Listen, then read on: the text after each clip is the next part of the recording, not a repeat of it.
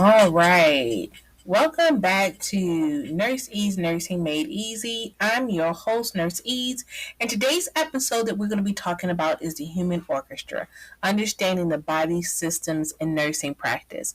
Now, I really went out of order with this one. I really did test taking first because someone asked me about this, but then I began to realize that one of the biggest things that also escaped me when I was a nursing student is anatomy and physiology. So if you took anatomy and physiology a long time ago, and so it hasn't come back to you, I think that's another strategy that can help you if you're new into a nursing program, or if you are already in a nursing program but you're struggling with content, especially when it comes to test taking. And so we're going to go through all these different systems just as a good reminder. But if you're also taking anatomy and physiology, I want you to think about these systems as we go over them and how they relate to your role as a nurse. One of the things that I teach is like my especially within my own profession is making sure that I understand the connectedness of how things work. So even as a nursing student, I had to have that mental picture of how things work together. So the biggest thing to understand is the body has something called a compensatory mechanism. And that compensatory mechanism is the innate or built in process that the body has to want to maintain homeostasis, to keep that balance. And then basically that's healthy. So as long as an individual is healthy and all those mechanisms, all these different organ systems are working together to maintain that homeostasis, a person is doing well. It's when the body is under doing that job or overdoing that job, hypo, under, hyper, over. That's when you start to see signs and symptoms that something is going wrong. But what we want to talk about is first helping you understand homeostasis, the balance. What is the job? So we're going to start with the nursing system. The nursing system function is about controlling how the body's ability to have a communication network. It's also responsible for transmitting signals between different parts of the body. As it relates to the interaction for homeostasis, it regulates other systems by transmitting those signals to maintain balance. Your role as the nurse is to monitor those neurological functions, their reflexes, their level of consciousness, and understanding that assessment is going to be crucial to that early detection that there's a neurological issue. So it's either working below what it's supposed to or over what it's supposed to. In my mind, sometimes I keep this idea of like a seesaw. And that when it's balanced, it's sitting, everything's sitting right there in the middle. And then if it drops, it's working under, and then it's over. So the body works to kind of keep that balance on the seesaw.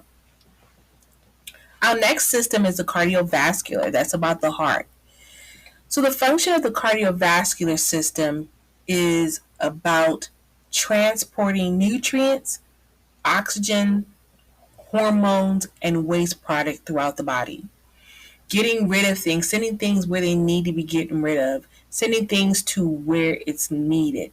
It's about perfusion. It's about getting rid of waste. It's about providing the body with its nutrients. How it works towards homeostasis, it works with the respiratory system to deliver oxygen and help regulate the temperature.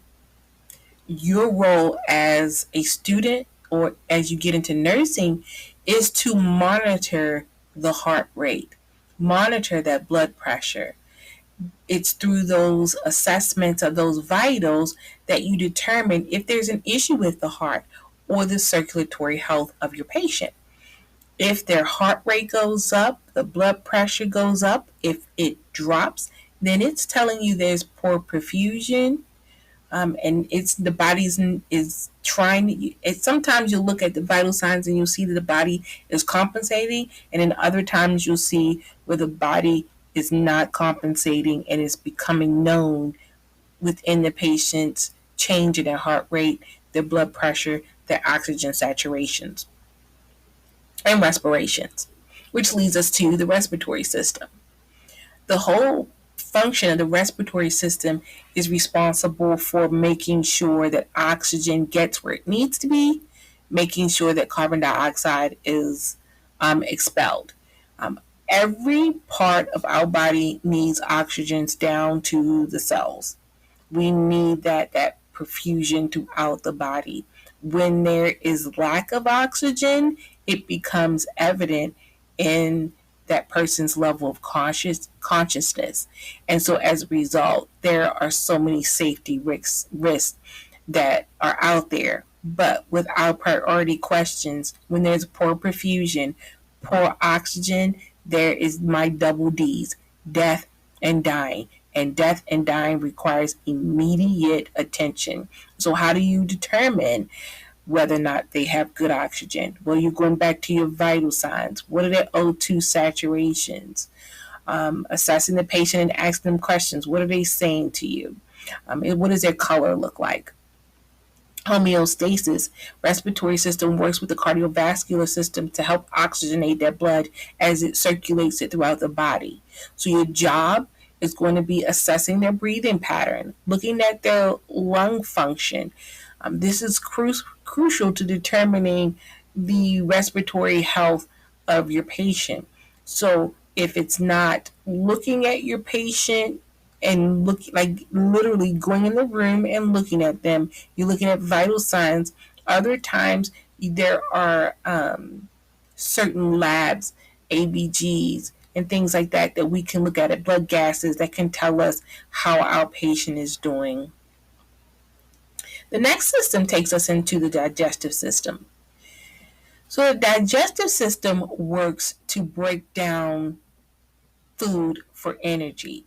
It absorbs nutrients out of it, and then it assists in eliminating anything that the body doesn't need, including waste, or includes it in as waste. Sorry about that. So eliminating waste is anything that's access or anything that it doesn't need or anything that it shouldn't belong there. The interaction that comes along with homeostasis is about providing nutrients to all the other systems, whatever that may be. So when you are working towards your role as a nurse, you're assessing their digestion. You want to know what their bowel movements are like. That should be done every day. If they're not going, understand if the digestive system is responsible for getting rid of waste and they haven't had a bowel movement and they are constipated, the body is absorbing more than what it should and can lead to toxicity, especially if they're on medications. So you have to be thinking about that. If they're having diarrhea, their body's not absorbing those nutrients. And so the body's not getting what it needs. So how does that affect all the systems that are above, including the cardiovascular? So you have to be thinking about those things, that role, your job, assessing them, and then making sure that nutritionally they're getting everything it is that they need, because without it, there is no energy, there's no nutrients, and then the body's out of balance.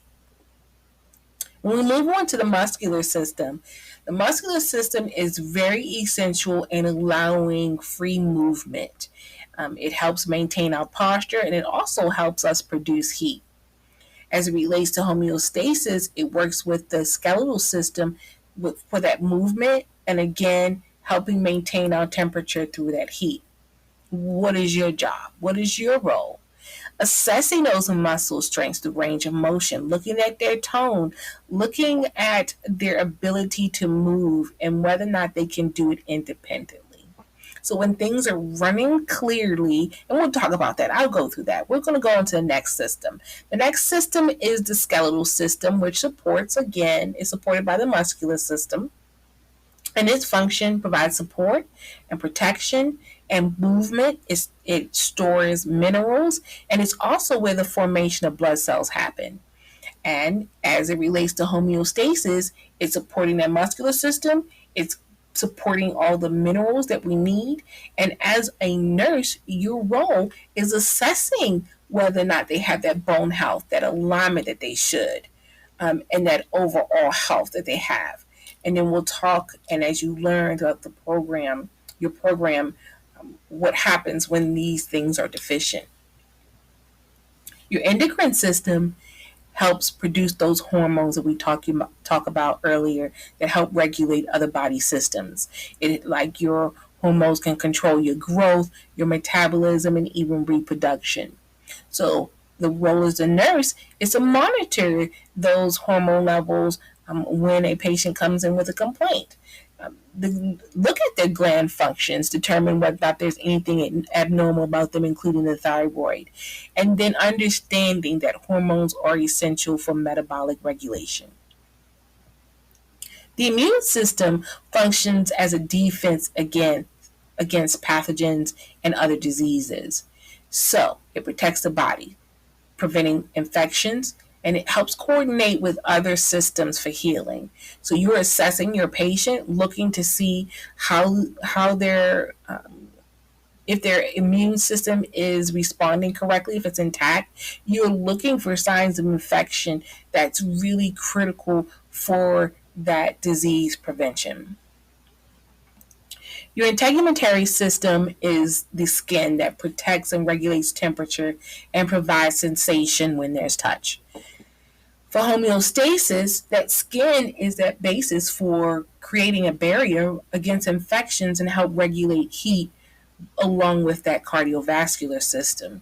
So your role as a nurse is assessing what their skin integrity is like. Is it hydrated? If there's tinting, then I have a problem.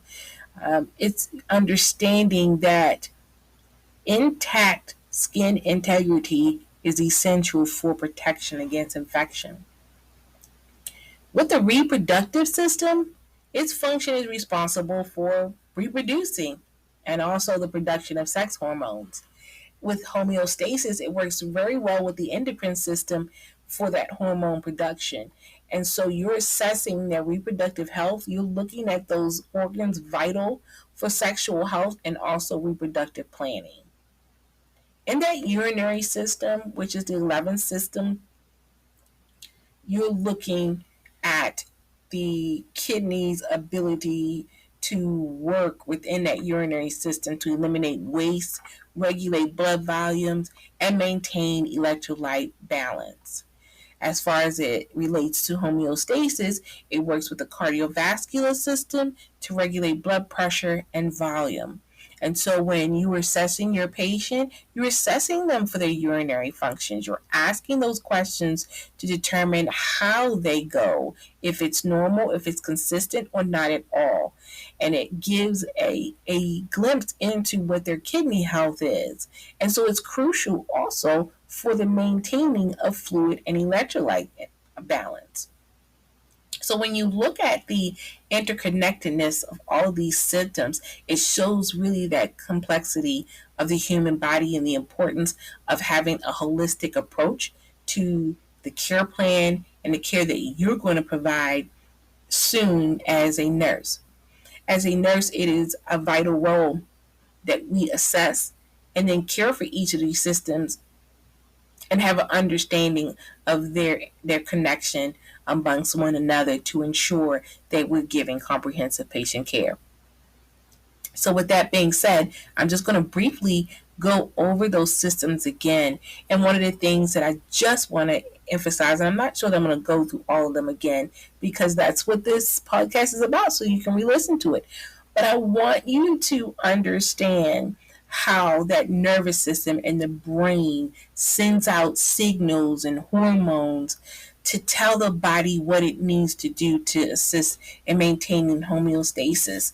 And so the very first response that you're going to see is when it tells, and we're doing head to toe. So we're starting from the brain and we're working down to the cardiovascular system, in which the heart takes all that information and it tries to circulate what the body needs, help get rid of what the body doesn't need, and work with the respiratory system to make sure that there is adequate perfusion to all the different systems, including itself. And one of the things that I kind of tell myself is the brain only cares about staying alive. And so, for the majority of the time, when I think about it, I try to visualize what's happening. But I do know that the brain really cares about the one thing that's responsible for keeping it alive, and it's the heart. So, without the heart, it's going to die. So, it puts all its focus there. So, that's where you're going to start to see where those changes are going to be within those vital signs. Necessary to perfusion, if the heart is not pumping like it should, eventually the respiratory system, blood oxygen's not getting where it needs to be, so then the lungs pick up, go, let's work a little bit harder. So you'll see the respiration start to increase as the body says, let's compensate. Okay, circulation is low, we're not getting oxygen, but maybe if we can increase the lungs, get this individual to take in more oxygen, that maybe our body can do better. And sometimes it does better, and we get what we need. Maybe the nurse realizes there's a problem and we get oxygen, or maybe we're shallow breathing, we need to learn how to take deep breaths, or the medication is wearing off, so now our ability to breathe on our own and take deeper breaths are better. Or maybe we're clearing up that pneumonia that we have in our systems, or whatever's congesting the lungs, we're getting rid of the fluid or the congestion, and so now we're able to breathe better. And once we're able to breathe better, or we have a BiPAP or a CPAP or whatever is helping us get that oxygen, then the body starts to normalize out. However, when those things aren't happening and we're not getting everything, well, when everything is working, then the digestive system says everything's flowing, it's moving, we got everything we need, we don't need this, we're going to get rid of this, and then it goes into the digestive system, and then we get rid of it. But when problems start to occur, we either getting rid of it too fast and we're not getting nutrients, or we're getting rid of it too slow and we can have toxicity. Essential muscular, we need to get around. We need to keep up our tone. When your patient is in the hospital, range of motion is important. The longer they lay without putting their muscles to work, or you working their muscles for them, the harder it is for them to get better and leave, the longer it takes. So understanding that maintaining that independence that they need into that older age or into life itself requires that we assess them for muscle strength, getting them the assistance they need early, but also looking at the muscular system. If the heart, lungs, and the digestive system are not working, it can mess with those signals over or under. So we need to be making sure that we're looking at their tone, looking if they have more electrolytes than they need. You'll start to see that with that electrolyte, you'll see that function happen, in which they're having excitability of the muscle, and some rigidity or loss of tone. Skeletal, we talked about it. This is where blood is made. If they break a bone, we got to be working fast, because that's where the formation of those blood cells happen. That's where minerals happen. You have a break within that bone, that mineral is spilling out into your blood system. We need to be taking care of that. Keeping that bone health also helps with that mobility as well. Your endocrine system, what you really start to talk about with those hormones, maintaining electrolyte balances, metabolism and reproduction. Just know that when we're looking at all of these, whether it be the immune system, the integumentary system, like fighting off infection, why these things are important. That when you go through anatomy and physiology, you're looking at why these things are in place. You're looking at what healthy looks like. This is what the body is supposed to do. And when it's a well-oiled machine, it works together. But the reason why we need nurses, we need medical systems, is because there are times which these systems, due to external or internal forces, does not is function the way it should. It's either under functioning or over functioning, and it needs a little bit of assistance from us. And so, how do we recognize those signs and symptoms through assessment? So, with that, this ends this part of the podcast. I hope that you guys really enjoy this. I have really been working hard at just getting information out there, not always having to be perfect, because that's not what I'm about. But what I do is allow for you to leave feedback, leave information, give me information so that I can come back and better assist you within your journey into nursing. Until then, please, if you enjoyed this episode and you want to hear more, please make sure to like and share. Don't hesitate to leave a comment or a review. And if you follow me on social media, it's Nurse Eades, Nursing Made Easy. And sometimes if you put in hashtag rule it out technique, you might just be able to find me.